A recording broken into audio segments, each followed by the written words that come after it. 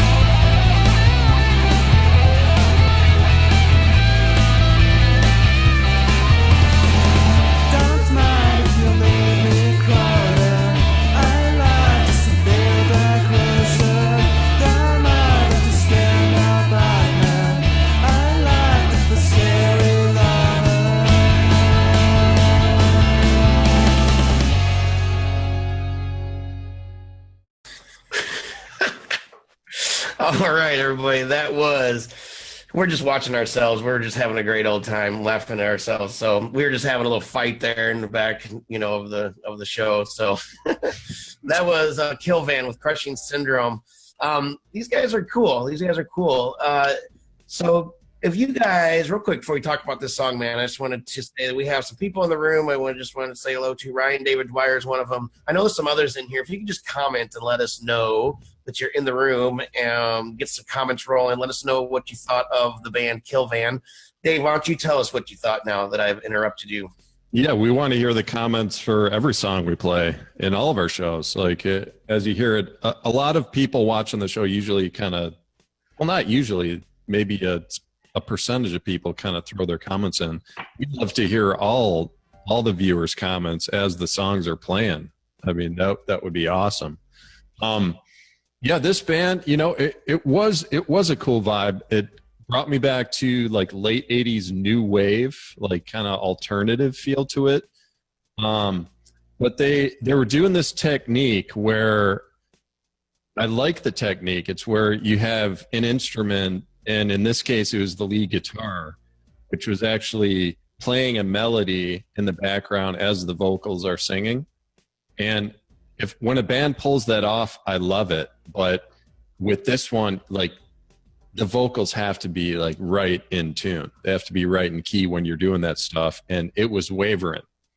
I don't know if you heard that, but the vocal play with the lead guitar as a melody, it was almost kind of like a background vocal in a sense. It was clashing a little to me.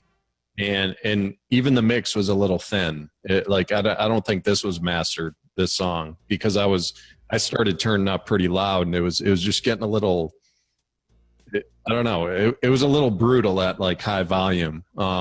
So that I don't know. What are your thoughts on this? Did you hear that stuff, or? I didn't really. Well, the out of tuneness I didn't really tune into per se. But yeah, you like that? Pretty funny, huh?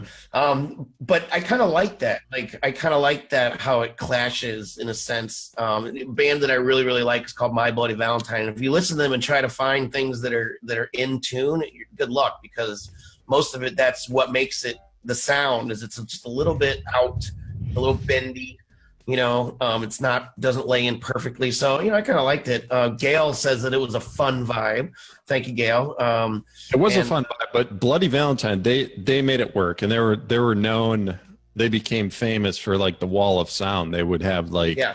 50 guitar tracks that they would put in the mix, and they would just do like the same chords and different variations of the chords, just layered over and over. And because it was that big, it was okay if one of the tracks was a little off. It actually like accentuated the sound a little. But with this song, it's clear they weren't doing that. It was just like one or two tracks. And if the notes are that far off, it just jumps out at you. It's like, oh, it's just a little like, I don't know, a touch cringeworthy at times, to be honest. Sure. But like I said, it was a cool sound. I would just hope it would be a little developed more, and maybe have them remix it or something, because they have a good foundation. Gail even says again, she said vocals were an afterthought at some point. So it was almost like you kind of just forgot about them. So yeah. All right. That's that. You got anything else to say about them? That's it, man.